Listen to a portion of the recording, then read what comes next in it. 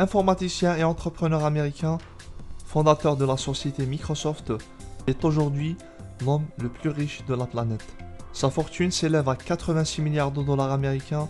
Son nom c'est Bill Gates et voici le top 3 de ses clés de la réussite. Alors, première clé, créez votre futur. J'ai passé une grande partie de ma vie à vivre sans objectif, juste comme ça, au jour le jour, sans savoir précisément ce que je voulais créer dans le futur.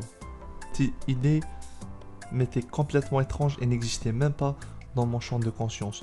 Un jour, j'écoutais Bill Gates qui disait « Le résultat que nous avons aujourd'hui, nous l'avons prédit il y a plusieurs années. » Obama disait « Une vision du futur s'étend sur plusieurs décennies et même des générations. » Et moi je vous dis que ces deux petites phrases ont complètement changé ma vision, mon état d'esprit et ont transformé ma vie. Aujourd'hui, je comprends très bien que les actions que je mets en place tous les jours détermineront le résultat que j'aurai dans un mois. Les actions que je mets en place tous les mois détermineront le résultat que j'aurai dans un an. Et ce que je fais de mes années déterminera ce que je vais devenir dans 20 ans, 30 ans, 50 ou 70 ans. Au final, le futur, on le crée à chaque instant par nos propres décisions et nos propres actions. Et donc, vous et moi, nous avons cette capacité de déterminer notre vision à court terme et à long terme, revenir dans le présent et agir immédiatement et d'une façon constante pour accomplir ce que l'on veut créer. Deuxième clé, demander des conseils. Je me souviens d'une camarade de classe à l'époque quand j'étais au lycée. Elle était très brillante et elle finit toujours par avoir les meilleurs résultats. Mais elle avait donc ce complexe de ne jamais demander un conseil ou demander de l'aide. Parce que pour elle, demander un conseil la met dans une position de faiblesse. Oh, moi je suis la plus intelligente et la plus forte. Quelques années plus tard, j'ai compris que là, c'était vraiment stupide.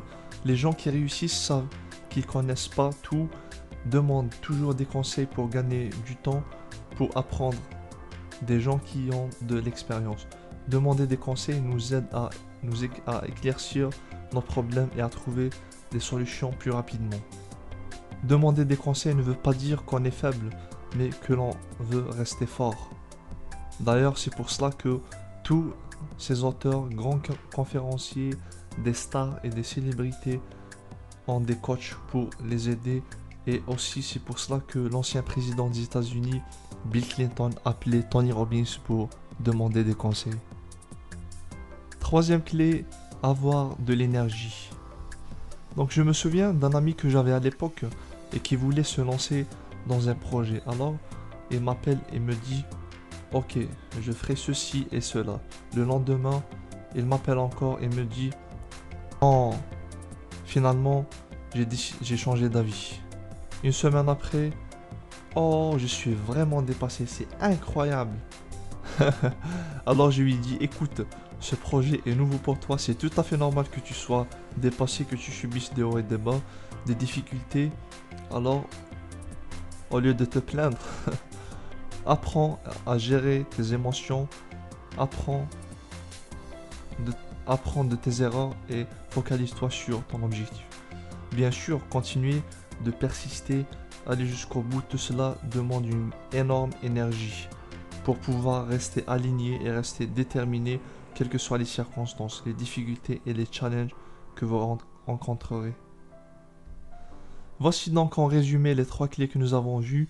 Moi, ma préférée, c'est la première clé et je suis très curieux de savoir laquelle que vous préférez.